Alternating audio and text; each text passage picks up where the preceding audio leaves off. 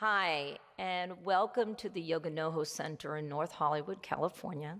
My name is Karen Russell, and we have a beautiful series of fabulous yoga classes that we're offering.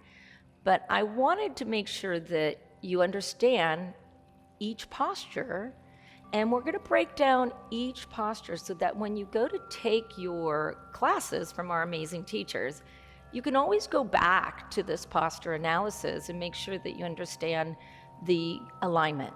So alignment's really important, but as you know, yoga is mind, body, spirit. That's what makes this practice beautiful. And even as we go through alignment, your body might be very different than somebody else's body. So we don't focus on the end result of how the posture may look, but certain things of stacking the joints and learning how to correctly align yourself will really make you strong in your practice. So today we have Kristen Carmela, who actually did one of our teacher trainings, and she's a newer teacher, so she's really excited to be here, and she's showing you some of the alignment. We're going to start right now. Kristen is in Sukhasana. Sukhasana, also known as easy pose. So she's sitting on a blanket. If you feel like your hips are really tight, you can even sit up higher on a bolster or a bigger pillow if you have one at home. How do you know if your hips are tight? Well, your knees would be way up. Show them, Kristen. Like the knees would be up like this. And so if that's the case with you, if you sit up on something, the knees will fall down. Now, the traditional Sukhasana is actually, Kristen, show them how the traditional one is crossing at the shins. Yeah, at the shins. More, bring your bottom foot in a little bit more. At the shins, even more, honey. Yeah. So the typical Sukhasana is crossing at the shins. Now, this can be kind of hard for people, so it's okay if they open up their knees a little bit more. And then as we sit in Sukhasana, it's a wonderful posture for you to just take a moment. Maybe you're starting a meditation practice, and this is a great way to sit in the morning, a couple minutes, just to center yourself. So let's talk about what's going on in her alignment. So her sit bones. So sometimes you will hear people say, take the flesh away from your sit bones. So you can pull the flesh away, and this is kind of drawing the inner thigh back, and then you draw down through the sit bones. Now, as soon as you do that, you feel grounded to the earth, and then you draw in through the navel. So you can lift the navel into the spine or lift the frontal hip bones, but maybe not too tight, because right now we're still just relaxing in this pose. You want to have room to breathe. Now the shoulders. Inhale. This is a nice way of getting the shoulders on the back. Inhale, lift the shoulders up to the ears, and then draw the shoulder blades back. So drawing the upper arm back and down.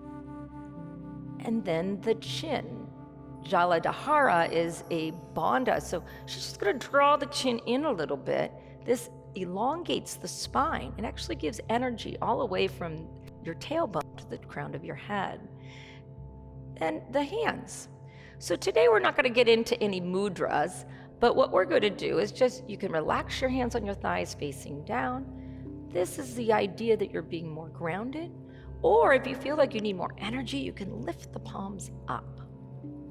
Close the eyes. And as your eyes are closed, we're going to talk about the breathing. This is a perfect place to learn the most basic breath that we use in Hatha yoga, which is our moving yoga, right? It's our forceful yoga that we use a lot of asana. Ujjayi breath work is simply done by breathing in through the nose as you're sipping like through a straw all the way to the back of the throat. Take a pause, and then exhale through the nose. And continue to do this. And then there's your tongue is at the roof of the mouth, and your lips are not squeezed together, but they're gently closed together, right? So there might be a little opening in the lips, that's okay. Now, as you continue to breathe Ujjayi, inhaling deep through the nose, take a pause. Exhale deep through the nose. Take a pause. Now continue to do the Ujjayi breath. Notice Ujjayi breath will heat the body up from the inside out, and it also regulates and calms the nervous system down, which is wonderful as we're going through this practice, right, of moving. What it will do is it will start to sync the mind, the body, the spirit together. And that's what makes yoga very different than any other form of exercise, because mind, body, spirit comes together. And it comes together, it triggers through the breath.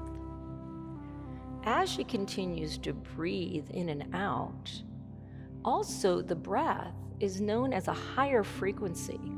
So as we start breathing, some yogis, some master yogis will say that this is the quality of your breath, right? It starts to be part of who you are, your intuition, your higher self. It's also your own music. The breath becomes the music within.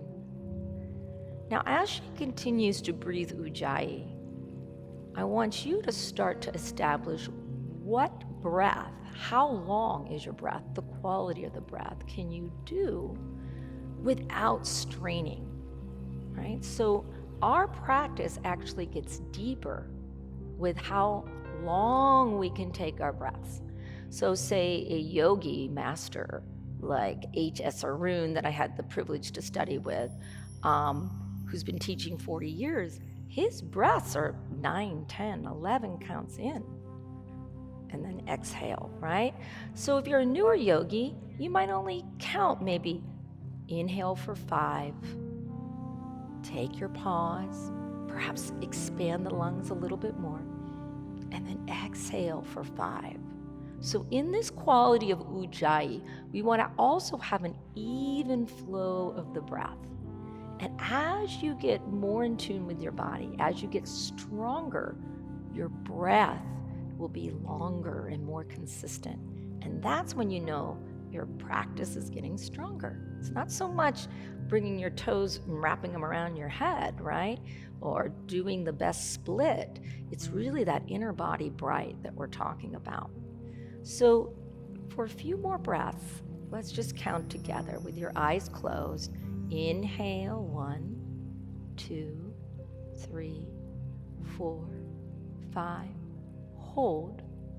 Exhale for 5, 4, 3, 2, 1. Empty out the belly. A few more times on your own, counting to yourself, the even flow.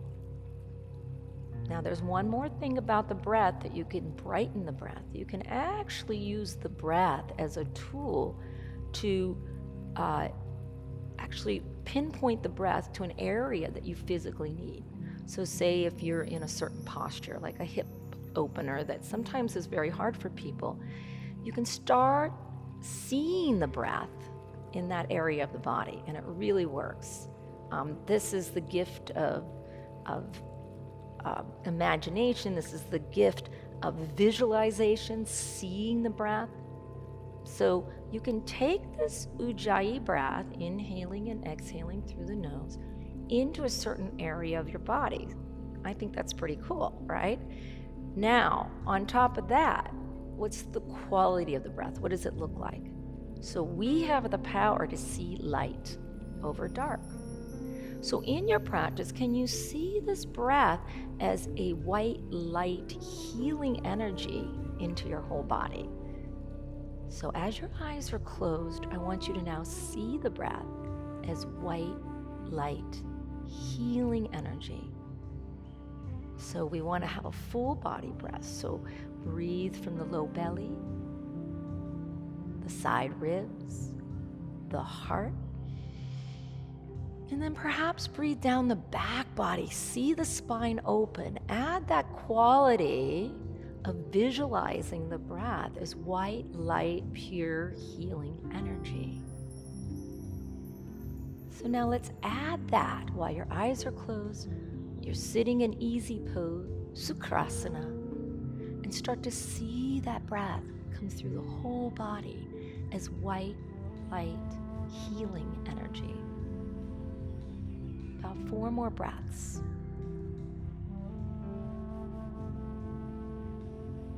Making sure you find the even flow of the inhalation and exhalation. Finding the pause at the top of the inhalation and exhalation. Seeing the breath as white light healing energy.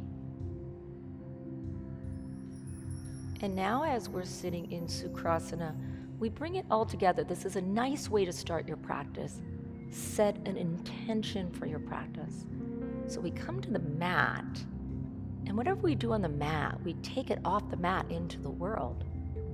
So now, as you created this strong breath, with your eyes closed, just ask for what you need. And every day can be different, right? Whatever you need. Sometimes you can dedicate your practice to a certain person, or maybe there's something you're working on, and just bring it into your mind, body, and spirit. About 5 more breaths.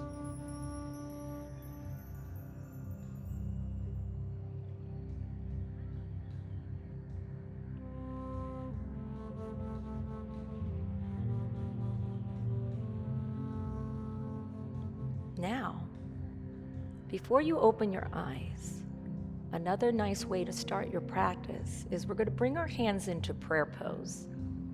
Probably the most popular mudra, right? So Anjali mudra, or prayer. Actually, this pose connects the right and left side together.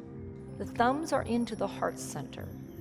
And it's believed that if we could get through to the heart center, through the chakra system, which is the subtle body energy system, that this is the gateway. The heart is the gateway to bliss. That's getting into the higher self. So the thumbs are pointed at the heart, and the fingers are pointed upward. So your fingers are pointed upward. You're bringing together your right and left energy body, physical body. And then from this point, we're going to do an Om. So Aum, A-U-M, has been around for hundreds, thousands of years. But the sound of Om, depending on which history books that you're reading, really is the universal sound of energy. For our modern day yoga practice, it actually brings everybody together in the room. So this is the most famous mantra. So together, as your hands are in prayer, we're going to first just take an easy breath and then exhale. And if you've never done Om before, right? If you've never done it before, don't worry about it. Just listen to it. So it's Aum. So Om represents birth, life, death, and rebirth. So the silent end of Om is really the rebirth. And this brings all of us together in a room, and it also centers yourself. So if you're in a practice with other people, it really brings the energy together. If you're by yourself at home practicing, you'll even be more centered. So let's try it, even though you've never done it before. We'll just try it and do your best Om that you can. So we'll bring your hands together in Anjali Mudra. We'll do a cleansing breath first. Inhale deep. And then exhale, sigh it out. Inhale deeper. And